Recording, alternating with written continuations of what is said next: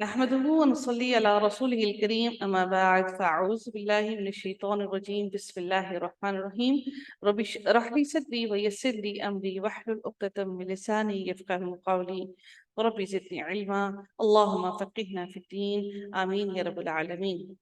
آغاز ہوتا ہے 15 رکوع کا۔ ہم اس کی تھوڑی سی تفسیر دیکھ لیتے ہیں۔ اللہ تعالیٰ نے کن الفاظ میں ہمارے ساتھ کون کون سی باتیں، اتنی خوبصورت باتیں ہمارے ساتھ شیئر کی ہیں، آج ان کو سمجھنے کی کوشش کرتے ہیں۔ اللہ تعالیٰ ارشاد فرماتے ہیں بنی اسرائیل سے مخاطب ہوتے ہوئے، یا بنی اسرائیل، اے بنی اسرائیل، اذکروا نعمتیہ، وہ ساری کی ساری نعمتیں یاد کرو، وہ سب کی سب نعمتیں یاد کرو جو میں نے تم کو عطا کی تھی۔ اللہ تعالیٰ نے نہ صرف ان کو نعمتیں بہت ساری عطا کی، بلکہ اللہ رب العزت نے ان کو تمام عالمین پر فضیلت عطا کی۔ اللہ تعالیٰ نے اگر اتنے سالوں تک ان کو ایک غلامی کی زندگی میں رکھا، تو غلامی کی زندگی سے نکال دینے کے بعد اللہ رب العزت نے ان کو پھر بہت ساری فضیلتیں بھی عطا کی، اور اللہ تعالیٰ نے ان کو بہت ساری نعمتیں بھی عطا کی۔ آج اگر آپ اپنی زندگی میں بھی فور ایگزامپل دیکھیے گا، ہم انسان بڑی ناشکرے ہیں۔ اگر آپ نے اپنے گھروں میں ملازم رکھے ہوئے ہیں، میں یہ نہیں کہہ رہی کہ ان سے سختی کیجیے، نرمی ہی رکھیے۔ نبی کریم صلی اللہ علیہ وسلم نے فرمایا کہ اپنے غلام کو دن میں 70 مرتبہ معاف کیا کرو۔ ہم ایک غلطی نہیں معاف کرتے مہینوں میں، تو ہم 70 مرتبہ نبی کریم صلی اللہ علیہ وسلم نے فرمایا کہ اپنے غلام کی غلطیوں کو دن میں 70 مرتبہ معاف کیا کرو، اس سے نرمی کا برتاؤ کیا کرو۔ تو میں آپ کو صرف ایک چھوٹی سی مثال بھی دینا چاہوں گی کہ جب ہمارے گھر میں کوئی کام کے لیے ہم نے ہیلپ کے لیے خواتین رکھی ہوئی ہوتی ہیں یا مرد بھی رکھے ہوتے ہیں، تو جب آپ ان کے ساتھ لینینٹ ہوتے ہیں یا اچھا ان کے ساتھ برتاؤ کرنا شروع کر دیتے ہیں، تو وہ کیا ہوتا ہے کہ وہ آپ کی بھی بات سنتے بھی نہیں ہیں، وہ کام بھی نہیں کرتے۔ آہستہ آہستہ ایٹ دا اینڈ کیا ہوتا ہے، وہ سارے کے سارے کام سمجھتے ہیں کہ یہ بے وقوف ہے، اس کو تو سمجھ نہیں آتی، ہم یہاں سے بھی اس کو اس کا وہ جس کو کہا جاتا ہے کہ چونا لگانے والی بات کہتے ہیں، کہ ہم یہاں سے بھی اس کو کھینچ لیں، یہاں سے بھی اس کا کام خراب کرتے ہیں، ادھر سے بھی بس جان چھڑانے والی باتیں کرتے ہیں۔ پھر ایٹ دا اینڈ ہم لوگ مجبور ہو جاتے ہیں کہ پھر ہم سختی کرتے ہیں، یا پھر ایٹ دا اینڈ کیا کرتے ہیں، ہم ان کو نوکری سے نکال دیتے ہیں۔ 2 یا 3 ماہ ایسا کام بہترین کریں گے، 3 مہینے کے بعد پھر سارا وہی سلسلہ چل پڑتا ہے۔ تو ہم انسان بڑی ناشکرے ہیں۔ اللہ تعالیٰ بھی اگر جب ہمیں نعمتیں دیتا ہے، تو اللہ تعالیٰ جب ہمیں زمین سے اٹھا کر آسمان کی بلندیوں تک لے جاتا ہے، تو بلندیوں پر جا کر ہم سمجھتے ہیں کہ ہم ہی بلند ہیں، ہم سے بڑھ کر کوئی نہیں ہے۔ ایک چھوٹا سا ایکسپیرینس میں آپ کے ساتھ اپنا بھی شیئر کرنا چاہوں گی۔ ریکارڈنگ چل رہی ہے۔ میں پرسوں میرے ہاسپٹل گئی تھی، اور میری طبیعت بہت شدت سے خراب تھی، میری ہارٹ بیٹ بہت تیز ہو رہی تھی، اور پلپیٹیشن بھی بہت بہت زیادہ تھی۔ اکیلی تھی میں ہاسپٹل میں، اور میرا I was shivering at that time, ٹھیک ہے۔ اور میں نے ڈاکٹر صاحبہ سے کہا، میں نے کہا ڈاکٹر صاحبہ آپ پلیز، میرا نمبر نہیں ہے مجھے معلوم ہے، لیکن میں باہر بیٹھ نہیں پا رہی ہوں، آپ مجھے صرف، جب آپ بیشک گھنٹے بعد مجھے کر لیجیے گا، مجھے صرف اپنے روم میں بیٹھنے دے دیجیے تاکہ میری تھوڑا سا اسٹیبل ہو سکوں۔ اور دیٹ واز، میں آپ کو وہ شیئر نہیں کر سکتی وہ ورڈس کہ وہ ڈاکٹر صاحبہ نے جس الفاظ میں بدتمیزی کی، اور میں چیک اپ کروائے بغیر میں واپس گھر آ گئی۔ میں نے اپنے ہسبینڈ کو کال کی، میں نے کہا دیکھیے میں نہیں بیٹھ سکتی یہاں پر، اور میں اس رویے کو نہیں برداشت کر سکتی۔ اگر اللہ تعالیٰ نے آپ کو یہ نعمتیں عطا کی ہیں، اگر آپ اے سی میں چل ایک کمرے میں بیٹھے ہوئے ہیں، تو یہ اللہ نے آپ کو نعمت عطا کی ہے، اور اللہ نے کس سبب عطا کی ہے، وہ انہی پیشنٹس کے سبب عطا کی ہیں جن کا آپ علاج کر رہے ہیں۔ وہ انسان ہیں، وہ بھیڑ بکریاں نہیں ہیں۔ آپ یقین کیجئے، میں نے جتنا پریگننٹ خواتین کو ہاسپٹلس کے اندر ان کو تکلیف میں سکتے ہوئے دیکھا ہے، میں سمجھتی ہوں کہ شاید ہی کسی جانور کے ساتھ اتنا برا سلوک نہیں کیا جاتا جتنا ہاسپٹلس کے اندر پریگننٹ خواتین کے ساتھ برا سلوک کیا جاتا ہے۔ وہ بیچاری مجبور ہوتی ہیں، اپنے شوہروں کی ستائی بھی ہوتی ہیں، اپنے سسرال کی ستائی بھی ہوتی ہیں، اپنی اولاد کو گھر چھوڑ کے آئی بھی ہوتی ہیں۔ میں ایک ایک عورت کی تکلیف دیکھ کر میری آنکھوں میں آنسو آ رہے تھے کہ وہ بیچاری کہاں پر ٹیک لگا کر کہیں بیٹھی ہوئی، کوئی یہاں ٹیک لگا کر لیٹی ہوئی، ان سے کھڑا نہیں ہوا جا رہا، اور ان کے ساتھ سلوک ایسے کیا جا رہا ہے جس طرح سے وہ ایک بھیڑ بکریوں سے بھی شاید ہم جانوروں سے اچھا سلوک کرتے ہیں۔ قربانی کے جانور لاتے ہیں تو کہتے ہیں قربانی کرنی ہے جی، اس کو کچھ نہ کہنا۔ وہ جانور ہمیں زیادہ عزیز ہے کہ انسان سے۔ پریشانی ان کو اس لیے نہیں ہوتی اس جگہ پر، ان ہاسپٹلز کے اندر، کیونکہ مردوں کا داخلہ وہاں پہ گائنی والی سائڈ پہ منع ہو، وہاں پہ صرف عورتیں جاتی ہیں۔ انہیں پتہ ہے عورتوں نے کیا کر لینا ہے، کچھ بھی نہیں کر سکتی. میں آپ لوگوں کو، آپ لوگ سب مائیں ہیں، میں آپ لوگوں کو ایک بات ضرور کہنا چاہوں گی، بیٹیوں کو اپنی کانفیڈینس دیجیے، اتنا کانفیڈینس دیجیے کہ اگر وہ اپنے حق کے لیے لڑنا چاہیں تو وہ آگے ایک سیسا پلائی بن کر خود کھڑی ہو جائیں، ان کو کسی کی مدد کی ضرورت نہ پڑے. وہ اس معاشرے کے اندر سٹیبل رہیں، وہ اس معاشرے کے اندر اپنے حق کے لیے لڑنا جانتی ہیں. اپنی بیٹیوں کو پورا کانفیڈینس دیجیے اور ان کو وہ سب کچھ دیجیے جو ان کا حق ہے. ہم اپنے بیٹوں کو سب کچھ دے دیتے ہیں، کانفیڈینس بھی دے دیا، سب کچھ دے دیا، اور بیٹیوں کو دبا دبا کر رکھتے ہیں، اور ایٹ دا اینڈ کیا ہوتا ہے، جب تک وہ بیچاری مرتی ہے بیٹی، اس کی عزت بھی پامال ہوتی رہتی ہے، اور وہ ساری زندگی بس ایک ایسی زندگی گزارتی ہے جس میں اس کو خود بھی علم نہیں کہ میں کہاں پر ہوں. اپنی بیٹی کو اپنی جو سیلف رسپیکٹ ہے وہ لازمی سکھائیے، یہ آپ ماؤں کا پر فرض ہے. آگے چلتے ہیں جی، پتہ نہیں کہاں سے کہاں پہنچ گیا، اعوذ باللہ من الشیطان الرجیم. اللہ تعالیٰ ارشاد فرماتی ہیں وَاتَّقُوا يَوْمًا لَا تَجْزِي نَفْسٌ عَن نَفْسٍ شَيْئًا، اور ڈرو اس دن سے، قیامت کے دن سے، جس دن کچھ بھی کسی کے بھی کام نہیں آئے گا، اور اس سے کوئی بھی کسی بھی قسم کا بدلہ نہیں قبول کیا جائے گا، کوئی عوض، کوئی معاوضہ قبول نہیں کیا جائے گا، اور نہ ہی فائدہ دے گا اس کو کسی بھی قسم کا مال. اور اللہ تعالیٰ کسی بھی قسم کی سفارش بھی قبول نہیں کریں گے. ہم میں سے سنی بھی یہ کہتے ہیں کہ جی ہمیں نبی اکرم صلی اللہ علیہ وسلم کی شفاعت ملے گی تو ہم جنت میں چلے جائیں گے. نبی اکرم صلی اللہ علیہ وآلہ وسلم بھی اس وقت تک شفاعت نہیں کریں گے جب تک کہ اللہ تعالیٰ کا حکم نہ ہوگا. اور اللہ تعالیٰ نے فرمایا کہ اس دن تم میں سے کسی کی بھی کوئی بھی کسی بھی قسم کی مدد نہیں کی جائے گی. اگلی آیت میں اللہ تعالیٰ حضرت ابراہیم علیہ السلام کے بارے میں بات کرتے ہیں وَإِذِ ابْتَلَىٰ إِبْرَاهِيمَ رَبُّهُ بِكَلِمَاتٍ. اللہ تعالیٰ نے حضرت ابراہیم علیہ السلام کو بڑی آزمائشوں میں ڈالا.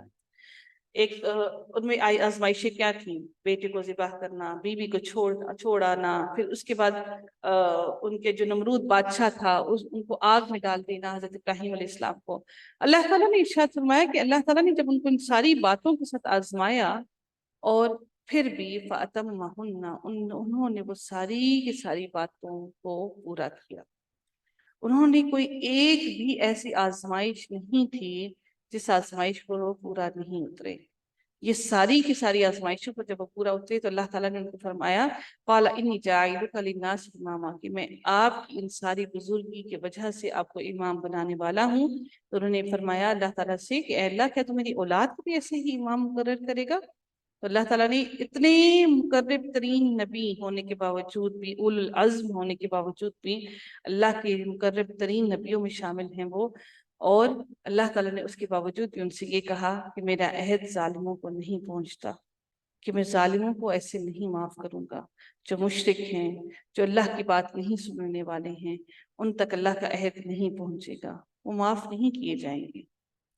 جبکہ حضرت ابراہیم علیہ السلام اور حضرت اسماعیل علیہ السلام جب اللہ کے گھر کی بنیادیں اٹھا رہے تھے، اس کو اونچا کر رہے تھے، اس کی تعمیر دوبارہ سے کر رہے تھے، تو انہوں نے اللہ تعالیٰ نے جس پتھر پر حضرت ابراہیم علیہ السلام کھڑے ہو کر اس کی بنیادیں بلند کر رہے تھے اور اس کو اونچا اٹھا رہے تھے، تو اللہ تعالیٰ نے اس پتھر کو مقام ابراہیم بنا دیا. آپ لوگ دیکھتے ہیں وہ جو ہم جب جاتے ہیں طواف کرنے کے لیے تو وہ اس جگہ پر جو پتھر موجود ہے اس کو مقام ابراہیم کہا جاتا ہے، اور اللہ تعالیٰ نے اس جگہ کو مقام ابراہیم کو ہم لوگوں کے لیے مصلی صلی سے ہے، اور پیچھے نیم لگ گیا تو اس کا مطلب ہے کہ نماز پڑھنے کی جگہ اللہ تعالیٰ نے اس کو ہمارے لیے مقرر کر دیا، اور ہم لوگ وہاں جا کے طواف مکمل کرنے کے بعد وہاں پر 2 رکعت نماز ادا کرتے ہیں. اب اللہ تعالیٰ نے اس گھر کو، اللہ تعالیٰ نے فرمایا کہ میں نے مثابۃ للناس، کہ میں نے اس گھر کو لوٹ کرانے کی جگہ بنا دیا، کہ اس لیے کہ اللہ تعالیٰ نے ہمارے دلوں میں، آپ میں سے کون ہے جس نے حج کیا ہو یا عمرہ کیا ہو پھر اس کا دل نہ کرے دوبارہ جانے کے لیے، دوبارہ جانے کے لیے دل اور شدت سے اور شدت سے اس کا انسان کو طلب ہوتی ہے کہ انسان پھر سے جائے اس گھر کے لیے. تو اللہ تعالیٰ نے اسی لیے فرما دیا کہ میں نے اس گھر کو بار بار لوٹنے کی جگہ بنا دیا، کہ بار بار لوگ اس کی طرف لوٹ کر آتے ہیں. وہ امن، اور امن کی جگہ بھی، کہ جو بھی اس کے اندر داخل ہوتا ہے اس کو امن مل جاتا ہے. اللہ تعالیٰ ارشاد فرماتے ہیں کہ اور اللہ تعالیٰ نے حضرت ابراہیم علیہ السلام نے جب اس کی بنیادیں اٹھا رہے تھے تو اللہ تعالیٰ نے وعدہ لیا ابراہیم علیہ السلام سے اور اسماعیل علیہ السلام سے. کیا وعدہ لیا؟ کہ میرے گھر کو پاک کر دو طواف کرنے والوں کے لیے، اعتکاف کرنے والوں کے لیے، رکوع کرنے والوں کے لیے اور سجدہ کرنے والوں کے لیے، کہ صاف ستھرا کرو. الطہور شطر الایمان، پاکیزگی اور صفائی جو ہے وہ ہمارے ایمان کا آدھا حصہ ہے. اگر آپ نمازیں پڑھتے ہیں، قرآن پڑھتے ہیں، روزے رکھتے ہیں، صدقہ کرتے ہیں، گھر کی صفائی نہیں کرتے ہیں، گھروں کو صاف نہیں رکھتے ہیں، تو آپ کا آدھا ایمان ختم ہو گیا. تو آدھا ایمان آپ کا صفائی اور پاکیزگی ہے. ہمارا ایمان ہمیں ہرگز اجازت نہیں دیتا کہ ہم گندگی اور بدبو کے اندر رہیں. ہمارا ایمان، ہمارا دین بڑا خوبصورت ہے، بڑا ہی پیارا ہے. حضرت عثمان غنی رضی اللہ تعالیٰ عنہ جب بازار میں سے گزرا کرتے تھے، ان کو خلافت ملنے سے پہلے کی بات کر رہی ہوں، خلافت ملنے کے بعد انہوں نے سب کچھ چھوڑ دیا، تو کئی گھنٹے تک اس بازار میں سے خوشبو نہیں ختم ہوتی تھی. وہ اتنی مہنگی خوشبو لگایا کرتے تھے. تو ہمارا دین نفاست پسند ہے، ہمارا دین خوبصورتی پسند ہے. اللہ تعالیٰ خود بھی خوبصورت ہے، وہ خوبصورتی کو پسند کرتا ہے. ایسا ہرگز نہیں ہے کہ آپ نے دین پہ آپ چل پڑے تو بس آپ نے سب کچھ چھوڑ دیا، بناؤ سنگھار چھوڑ دیا، خوبصورتی اپنے آپ کو مینٹین کرنا چھوڑ دیا، اچھے کپڑے پہننے چھوڑ دیے. اللہ تعالیٰ نے اگر آپ کو یہ سب نعمتیں عطا کی ہیں تو اس کی نعمتوں کا شکر ادا کرنے کے لیے بھی یہ آپ پر فرض عائد ہوتا ہے کہ آپ اچھا پہنیں، اچھا اوڑھیں، تاکہ اللہ کا دیا ہوا رزق آپ کے اوپر پہنا ہوا نظر آئے. حضرت ابوبکر صدیق رضی اللہ تعالیٰ عنہ کے پاس اسی طرح سے ایک اپیل آئی تھی ایک شخص کے لیے. وہ بہت غریب تھا، اس کے پاس پہننے کے لیے کپڑا نہیں تھا. تو پھر حضرت ابوبکر صدیق رضی اللہ تعالیٰ عنہ نے ان کو کپڑے بھجوائے. ٹھیک ہے، وہ بہت موٹا کپڑا، کیونکہ موٹا کپڑا عموماً مہنگا سستا ہوتا ہے، اور پھر جو باریک اور نفیس کپڑا ہوتا ہے وہ سستا ہوتا ہے. پھر ان کا وظیفہ بھی مقرر کیا گیا. تو پھر جب کچھ عرصہ گزرنے کے بعد ابوبکر صدیق نے اپنے آدمی کو بھیجا کہ معلوم کرو وہ کس حال میں ہے. تو جب وہ اس سے مل کر آیا تو واپس آ کے حضرت ابوبکر سے کہا کہ اب وہ اچھے حال میں، اب وہ کپڑا بھی اچھا نفیس پہنتا ہے. تو حضرت ابوبکر صدیق رضی اللہ تعالیٰ عنہ نے جواب دیا کہ اب اس نے نبی کریم صلی اللہ علیہ وآلہ وسلم کی سنت پر عمل کیا. اگر آپ کے پاس نہیں ہے تو اگر آپ سستا کپڑا پہنتی ہیں اور آپ کے پاس اچھا لباس نہیں ہے تو کوئی فرق نہیں پڑتا، لیکن اللہ تعالیٰ نے اگر آپ کو آسائش دی ہے تو آپ اچھا پہنیے، اچھا اوڑھیے، تاکہ آپ کے اوڑھنے پہننے سے نظر آئے کہ اللہ تعالیٰ نے آپ کو آسائش دی ہے. ٹھیک ہے، آگے چلتے ہیں کہ وَإِذْ قَالَ إِبْرَاهِيمُ رَبِّ اجْعَلْ هَٰذَا بَلَدًا، یہ انہوں نے دعا کی تھی حضرت ابراہیم علیہ السلام نے کہ اس شہر کو امن والا شہر بنا دے اور اس شہر کے رہنے والوں کو رزق عطا کر. اور کس میں سے رزق عطا کر؟ پھلوں میں سے رزق عطا کر. وعلیکم السلام ورحمۃ اللہ وبرکاتہ. ٹھیک ہے، اور پھلوں میں سے ان کو رزق عطا کر اور روز قیامت باللہ. اور جو اللہ تعالیٰ نے اب آگے کیا فرمایا کہ آگے وہ کیا کہہ رہی ہیں کہ اور جو کوئی ایمان لے کر آیا یوم آخرت پر اور اللہ تعالیٰ پر، تو اللہ تعالیٰ کہتے ہیں کہ اللہ تعالیٰ ان کے لیے تو اجر دے گا، لیکن وہ انسان جس نے ان ساری باتوں کا انکار کیا تو اللہ تعالیٰ فرماتے ہیں قَالَ وَمَنْ كَفَرَ فَأُمَتِّعُهُ، تو میں اس کو فائدہ اس کو بھی دوں گا. ایسا نہیں اس کو فائدہ نہیں دوں گا، قلیلاً، لیکن بہت تھوڑا. وہ قلیل فائدہ کیا ہے؟ وہ دنیا کا فائدہ ہے، وہ آخرت کا فائدہ نہیں ہے. دنیا کا فائدہ بہت تھوڑا ہے کیونکہ وہ ختم ہونے والا ہے، بہت قلیل زندگی ہے، کچھ دنوں بعد وہ زندگی ختم ہو جائے گی. اور اللہ تعالیٰ فرماتے ہیں کہ پھر میں اس کو مجبور کر دوں گا، گھسیٹوں گا. مجبور، ایسا مجبور کر دیا جائے گا کہ آپ وہاں سے راہ فرار حاصل کرنا چاہیں بھی تو آپ راہ فرار حاصل نہیں کر سکیں گے. اللہ تعالیٰ ارشاد فرماتے ہیں ثم اضطرہ الی عذاب النار، اور پھر میں اس کو مجبور کر دوں گا کس کی طرف؟ آگ کی عذاب کی طرف. وبئس المصیر، یہ بہت ہی برا ٹھکانہ ہے. اب جب حضرت ابراہیم علیہ السلام اس کی بنیادیں اٹھا رہے تھے، اس کو بلند کر رہے تھے بیت اللہ کی، اور حضرت اسماعیل علیہ السلام، تو ان دونوں نے مل کر اللہ سے دعا کی ربنا تقبل منا انک انت السمیع العلیم، اے اللہ جو ہم تیرے لیے کر رہے ہیں تو اس کو قبول فرما. چھوٹی سی چھوٹی نیکی بھی کریں نا آپ، چھوٹی سی چھوٹی نیکی بھی کریں.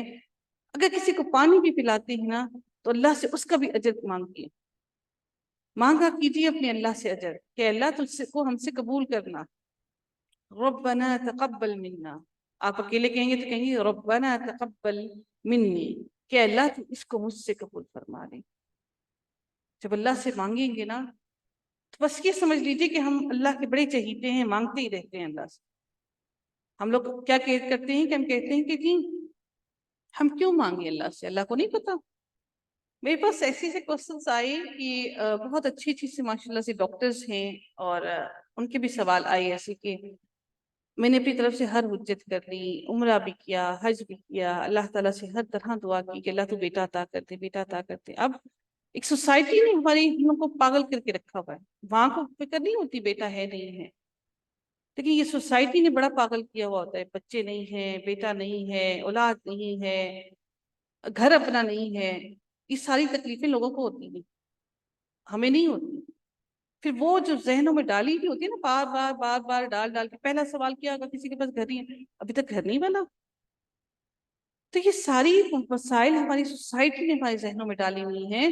تو اللہ سے مانگیے بار بار. پھر ہم جب مانگ کے کہتے ہیں اللہ نے تو دینا ہی نہیں، ہم آپ کیا مانگے؟ اپنے نبیوں سے سیکھیے، وہ ذرہ بھر بھی نیکی کرتے تو اللہ سے بار بار کہتے ربنا تقبل منا، اے اللہ تو اس کو ہم سے قبول کر دینا. اور ہم نے کبھی نہیں کہا بس کر لیا تو بس یہ وہ کہ بھول گئے. کہیے اللہ سے اللہ تو ہم سے قبول کر.